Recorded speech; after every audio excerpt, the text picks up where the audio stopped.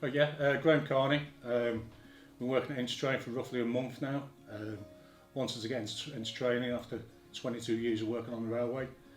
Come from an apprentice sort of background, 22 years ago when I was 16. Done on-site nominated person, moved into the office doing operations management, done that for probably about 12 years. Wanted to develop myself a little bit. During my time as an ops manager, developed all different sorts of people from PTS background all the way up through to nominated person, engineering supervisors. And I thought it was just about time for myself to concentrate on me for a little bit. So hopefully that's what the future's going to be for me. So there's a few of us that are going through the process at the moment. A lot of people have been approached by Intertrain. I approached Intertrain separately, direct. I haven't seen any adverts or anything out there. Just again wanted to concentrate on myself a little bit. So yeah, sent an email in with a copy of my CV. The opportunity was there to get the training that I need to become a trainer. I think, as I say, I started off as an apprentice when I was 16. I've predominantly done overhead line, so I've not seen many overhead line people coming through at the moment. There's a lack of midweek there for people, and I think there's an opportunity now before everything snowballs into a big requirement of staff that can hopefully pass on 22 years worth of my knowledge, contrary to what some people might think. Hopefully I've got quite a bit. Flexibility, fluidity, work-life balance is not too bad at all. I did have a small stint working in a factory, couldn't buy into that. Working different places with different people. Every day there's something different, there's a different challenge. You don't go anywhere where the scenario is exactly the same, so you're getting that flexibility, but equally you've got to be flexible yourself because you're getting them different changes happening as the shift goes on. Yeah, you'll always learn something new. Every day's a learning day. Really enjoyed it. Really fast paced. There's a lot to learn. So there's the standards, the regulations, learning all that, as well as different teaching methods and training methods.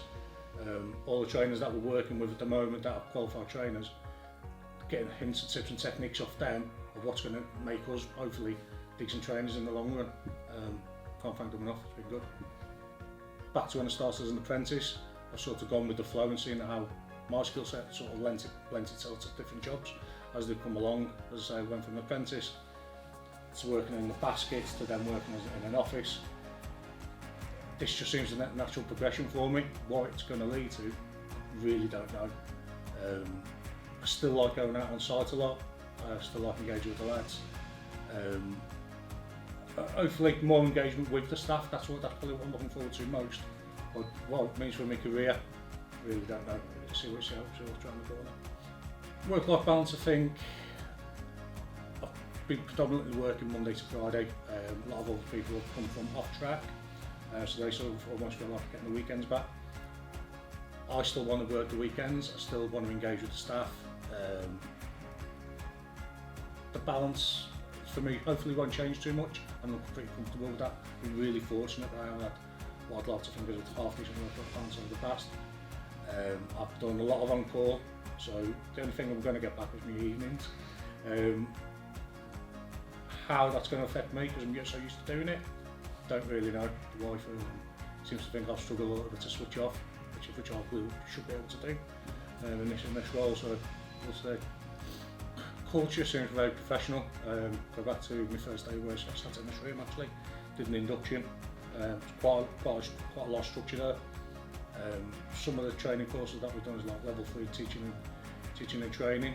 A lot of the skills that you're taught on that, I'm seeing like the trainers developing and delivering in them sort of techniques. It seems very consistent. I say there's a lot that we have to learn, there's a lot that we're having to take in quite a quick process. But it seems to be going really quite well so far, really positive.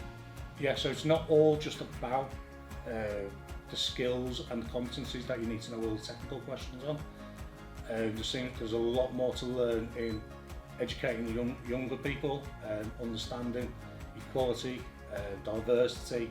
There's a lot more onus on that than I ever give you credit for. You sit on these courses as a delegate, when you actually sat there as a trainee trainer watching them, all these different approaches are all embedded within them, and at the time you don't realise the trainers are doing it. And it's a bit of a gift that they've got, and it's a gift that we'll understand and be able to deliver in the future. Yeah, if you're passionate about it, if you're passionate about passing on your skill set, your knowledge, your experiences, I think it's definitely the future for you.